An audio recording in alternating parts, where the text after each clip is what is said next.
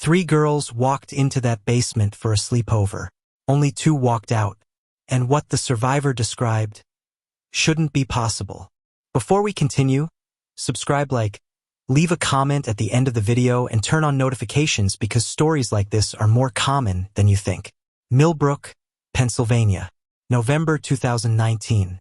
A quiet suburban neighborhood where parents felt safe, where children played outside until dark, where sleepovers happened every weekend without a second thought. Sarah Chen was 12 years old. Her best friends, Emma Rodriguez and Mia Patterson, had been planning this sleepover for weeks. Sarah's parents were upstairs. The basement was finished, carpeted, warm. Nothing about that night should have gone wrong. But something did. Something that still hasn't been explained. Sarah's house was the sleepover house. Her parents, David and Michelle Chen, were the cool parents. They provided snacks, gave the girls privacy, and asked few questions. The basement had been renovated 2 years prior. New carpet, fresh paint, a flat-screen TV, beanbags, the works. Emma and Mia arrived at 6 p.m. on Friday, November 15th. Their parents dropped them off with sleeping bags, pillows, and overnight bags. Standard sleepover gear. Standard Friday night. Michelle Chen made them pizza. The girls ate upstairs, laughing about boys at school and arguing about which movie to watch. At 8:30 p.m., they headed downstairs. Michelle reminded them to keep the noise down after midnight. David was already asleep. He had an early shift at the hospital. The basement door closed. That was the last normal moment. According to Sarah's testimony, given 3 weeks later, after she stopped screaming every time someone mentioned that night, the first few hours were normal. They watched a movie, some romantic comedy Emma had picked. They painted each other's nails. They took selfies. They scrolled through TikTok and Instagram, laughing at videos, sharing inside jokes. At 10:47 p.m., Emma posted a photo to her Instagram story. 3 girls making peace signs, grinning, filters making their skin glow. The caption, "Sleepover Queens." That photo would later be examined by forensic analysts, psychologists, and paranormal investigators. Everyone looking for something, anything. At 11:15 p.m., they decided to tell scary stories. Mia went first. Something about a haunted doll. Emma told one about a girl who disappeared from a sleepover and was never found. They laughed nervously, the way 12-year-old girls do when they're scaring themselves for fun. Then Sarah remembered something. "My grandmother used to live in this house," she said. "Before we renovated. Before my parents bought it. She died here." Emma and Mia exchanged glances. "Where?" Mia asked. Sarah pointed to the corner of the basement. The corner where the TV now stood. There, in her sleep. "My mom said it was peaceful." It was Emma's idea to play the game. She'd seen it on YouTube. Some paranormal challenge. You turn off all the lights. You sit in a circle. You hold hands. And you ask the darkness a question. "If there's anyone here with us, give us a sign." Sarah hesitated. Mia laughed it off. But Emma was insistent, her eyes bright with excitement and mischief. "Come on. It's just for fun. Nothing's going to happen." At 11:43 p.m., they turned off the lights. The basement went black. Not dim black, the kind of darkness that makes you forget where your own hands are. They sat in a circle on the carpet. They held hands. Emma spoke first. "If there's anyone here with us, give us a sign." Silence. Mia giggled nervously. Then Sarah felt it. A cold breath on the back of her neck. She jerked forward, breaking the circle. "Did you feel that?" she whispered. "Feel what?" Emma asked. "Something breathed on me." Mia reached for her phone, turning on the flashlight. The beam cut through the darkness, illuminating nothing but empty space behind Sarah. "There's nothing there," Mia said. But Sarah was shaking. "Turn on the lights," she said. "Now." Emma stood up, moving toward the light switch near the stairs. That's when they heard it. A knock. 3 slow, deliberate knocks. From inside the walls. Emma froze halfway to the light switch. "Did you hear that?" she whispered. They all had. "Knock! Knock!" Knock. Slow. Rhythmic. Coming from the wall behind the TV. Mia's flashlight beam swung toward the sound. Nothing. Just drywall and paint. It's probably pipes, Mia said. But her voice was thin, uncertain. Sarah stood up. I'm getting my mom. But before she could move, the knocking started again. This time it was faster. Knock, knock, knock, knock, knock. Like something frantic. Like something trying to get out. Emma finally reached the light switch and flipped it. Nothing happened. She flipped it again. Still nothing. The power's out, she said, and her voice cracked on the last word. The knocking stopped. The silence that followed was worse. Felt heavy, expectant, like something was waiting. We need to go upstairs, Sarah said. They moved toward the stairs together, staying close, their phone lights creating small circles of safety in the darkness. That's when Mia stopped. Wait, she said. She was looking at something on the floor, near the corner where Sarah's grandmother had died. Her flashlight illuminated a shape. First it looked like a shadow, then it looked like a stain, then it looked like, is that a handprint? Emma whispered. It was a dark handprint on the beige carpet. Small, child-sized. But here's what made Sarah's blood turn to ice. The handprint was wet. Mia knelt down, reaching toward it. Don't touch it, Sarah screamed. But Mia's hand was already hovering over the print, her fingers trembling. It's cold, she said. Like ice cold. Then the handprint moved. Not the whole thing, just the fingers. They curled inward slowly, like someone was making a fist. Mia stumbled backward, crashing into Emma. The three of them ran for the stairs. They reached the stairs. Sarah grabbed the doorknob. It wouldn't turn. It's locked, she said, her voice rising. Why is it locked? Emma pushed past her, yanking on the door. Nothing. M.O.M. Sarah screamed, pounding on the door.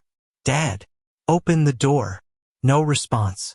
They stood there, 3 12-year-old girls trapped in a basement, listening to their own panicked breathing. Then they heard it again.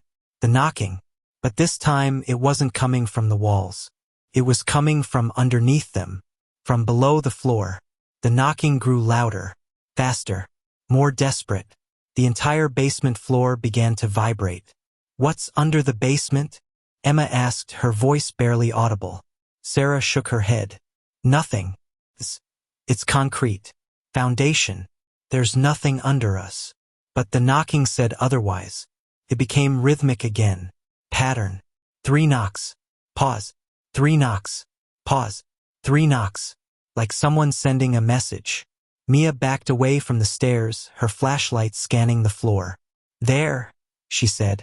In the center of the basement, the carpet was moving. Not dramatically, just shifting. Like something underneath was pushing up against it, creating a small rise. A bump. Then the bump became a hand. What came through the carpet wasn't human. It was pale, gray-white, like something that had never seen sunlight. The fingers were too long, the joints bent at wrong angles. Pushed through the carpet like the carpet was water. Then came the arm, the wrist, the elbow. Sarah, Emma, and Mia were pressed against the door now, unable to look away, unable to scream. The hand opened and closed, grasping at air. Then it stopped. The fingers pointed directly at them, and then it pulled itself back down, through the carpet, through the concrete, into whatever impossible space existed beneath. The carpet settled back into place. No hole, no tear, no evidence anything had happened, except for the wet handprint that remained. The silence that followed lasted exactly 4 seconds. Then Emma started screaming. Not words, just sound.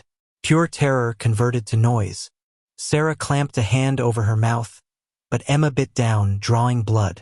The lights came on. All of them, at once. The basement was suddenly bright, fluorescent, normal. The door clicked. Sarah grabbed the knob. This time it turned. They ran. Up the stairs. Into the kitchen, where Michelle Chun stood in her bathrobe, confused and half asleep. What's wrong? She asked. Why are you girls? Something's in the basement. Sarah sobbed. Michelle looked at her daughter, then at Emma and Mia. Emma was still shaking. Mia had gone completely silent, her eyes vacant. What do you mean something's? Something came through the floor. Emma screamed. David Chan appeared in the hallway, pulling on a shirt. What's happening? Michelle held up a hand. David, go check the basement. No. Sarah grabbed her father's arm. Don't go down there. Please. Something's down there. David exchanged a look with his wife. Then he walked to the basement door. Sarah held her breath. He flipped on the light and descended the stairs. They waited.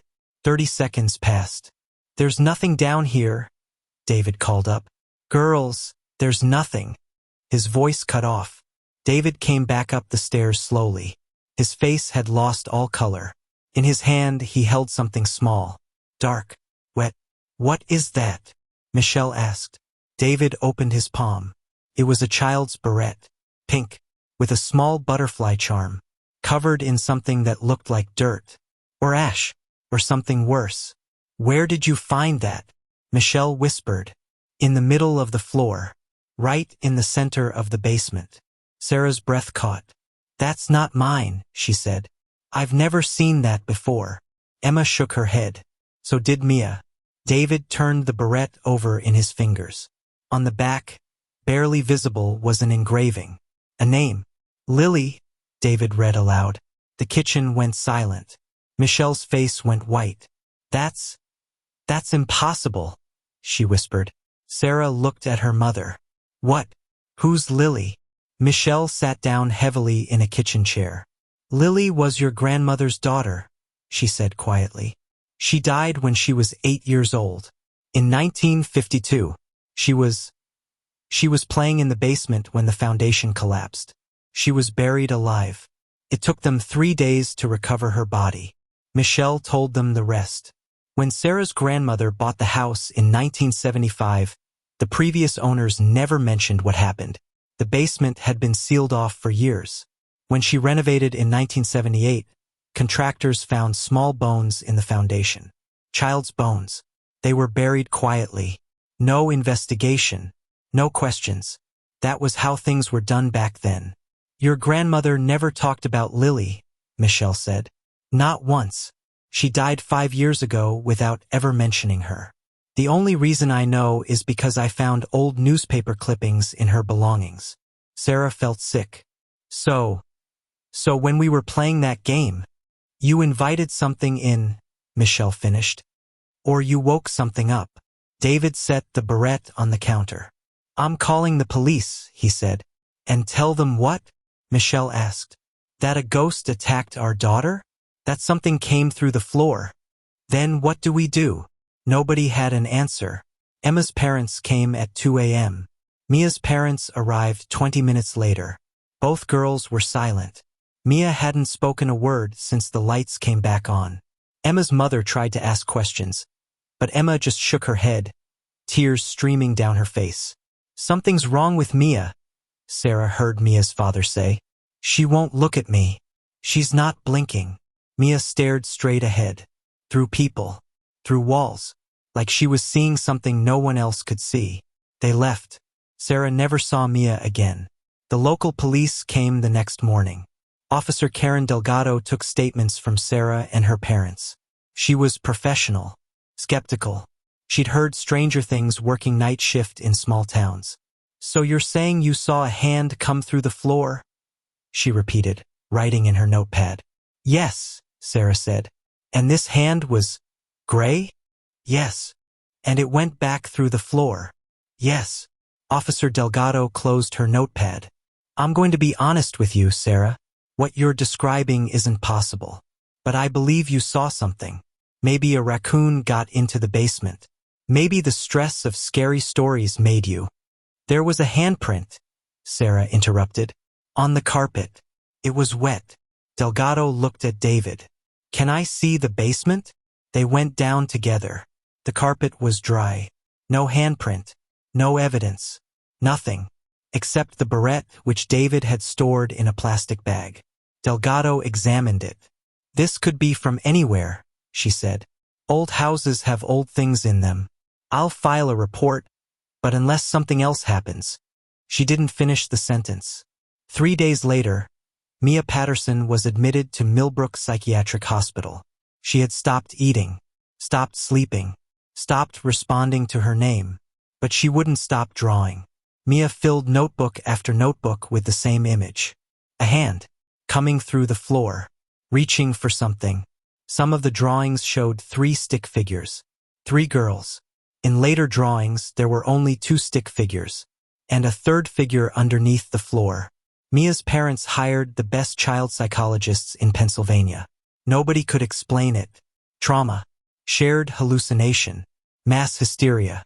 But Mia knew what she'd seen, and Mia would never be the same. Emma didn't break down like Mia. She just stopped talking about it. When people asked what happened, she'd say, "We got scared, that's all." But Emma's mother noticed things. Emma refused to sleep in the dark. She refused to go into basements. She refused to have sleepovers. And every night around 11:43 p.m., the exact time they played the game, Emma would wake up screaming. Not words, just screaming. By December, Emma's family moved to Ohio. They didn't say goodbye. Sarah was the only one who could still function. But Michelle insisted on therapy. Dr. Patricia Moore was a child psychologist who specialized in trauma. She'd worked with kids who'd witnessed violence, abuse, accidents. But Sarah's case was different. "Tell me what you saw," Dr. Moore said gently. Sarah told her. Everything. The game. The knocking. The hand. Dr. Moore listened without judgment. "Do you believe me?" Sarah asked when she finished. Dr. Moore considered this carefully. "I believe you experienced something that terrified you," she said. "Whether what you saw was real or not. That's less important than helping you process the fear." "It was real," Sarah said. "Okay," Dr. Moore said. "Then let's talk about why it was there."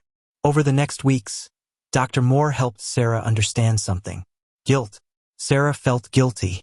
Guilty that she'd suggested playing the game. Guilty that Mia was in a hospital. Guilty that Emma's family had to move. Guilty that she'd disturbed something that should have stayed buried. Michelle Chin didn't believe in ghosts, but she believed in being safe. In early December, she contacted Father Thomas O'Brien from St. Mary's Catholic Church. He came to the house on a Tuesday afternoon. He blessed every room, every corner, every doorway. When he reached the basement, he stopped. "There's something here," he said quietly. "What do you mean?" Michelle asked. "I mean there's a presence. Old, sad, angry." Father O'Brien opened his Bible. He read prayers in Latin. He sprinkled holy water on the carpet, on the walls, on the corner where Lily had died. "Requiescat in pace," he said. "Rest in peace." When he finished, the basement felt different. Lighter, cleaner, like something heavy had been lifted. "Is it gone?" Michelle asked. Father O'Brien closed his Bible. "I don't know," he said honestly, "but I hope so." In January 2020, a paranormal investigation team from Philadelphia contacted the Chens. They'd heard about the incident. They wanted to investigate. David refused at first, but Sarah asked to do it. "I need to know," she said.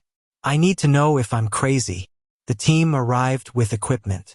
EMF readers, thermal cameras, audio recorders. They spent 6 hours in the basement. At 11:43 p.m., the exact time the girls had played the game, all their equipment went haywire. EMF readings spiked. Temperature dropped 20 degrees in seconds. Every camera glitched. And on the audio recording, when they played it back, 3 knocks, clear as day. Then a voice, a child's voice, whispered, "Why did you wake me?" One of the investigators brought a psychic medium. Her name was Donna Wright. She'd worked with police on missing persons cases. She had credentials, testimonials. She entered the basement alone. She stood in the center. She closed her eyes. When she opened them, she was crying. "There's a little girl here," she said. "She's been here for a very long time. She's confused. She doesn't understand why she's alone." "Is it Lily?" Michelle asked. Donna nodded. "She died before anyone could say goodbye. She's been waiting. For 70 years. She's been waiting. Waiting for what? Sarah asked. Donna looked at her. For someone to acknowledge her. To remember her. To see her. But why did she grab at us? Sarah whispered. Because you're children, Donna said. Like her. She wasn't trying to hurt you. She was trying to play. Michelle Chun made a decision. If Lily had been forgotten, she would be remembered now. In February 2020, the Chens held a small memorial in their backyard. They invited neighbors. Father O'Brien. Dr. Moore. Officer Delgado. Sarah read a poem she'd written about a little girl who'd been lost but was now found. Michelle placed the pink beret in a small shadow box with a photo of the house from 1952. Lily Hartwell, Michelle said. You are remembered. You are seen. You are not forgotten. They buried the shadow box near the old oak tree in the backyard. That night, Sarah slept without nightmares for the first time in months. In March, Sarah received a letter. From Emma. It was short. I'm sorry I haven't talked to you. I'm sorry I left. I think about that night every day. My therapist says I need to forgive myself. I'm trying. I heard about the memorial. Thank you for doing that. I think Lily just wanted to be remembered. I think we all just want to be remembered. I miss you. I hope you're okay. Love, Emma. Sarah wrote back. They started emailing. Slowly, carefully, they rebuilt their friendship. They never talked about the hand. But they didn't have to. They both knew. In April, Mia's parents reached out. Mia wanted to see Sarah. She'd been released from the hospital. She was on medication. She was in intensive therapy. But she wanted closure. They met at a park. Neutral ground. Mia looked different. Older. Tired. I'm sorry, Mia said. For everything. You don't have to apologize, Sarah said. Yes, I do. I was the one who brought up the game. I was the one who kept pushing when you wanted to stop. Sarah shook her head. We all agreed to play. Mia was quiet for a long moment. Do you think she's at peace now? She asked. Lily. Sarah thought about the memorial. About the prayers. About how the basement felt now normal, quiet, safe. I think so, Sarah said. Good, Mia said. Because I still see her sometimes. In my dreams. But now she's not reaching for me. She's waving goodbye. The Chens still live in that house. The basement is still there. Sarah is 15 now.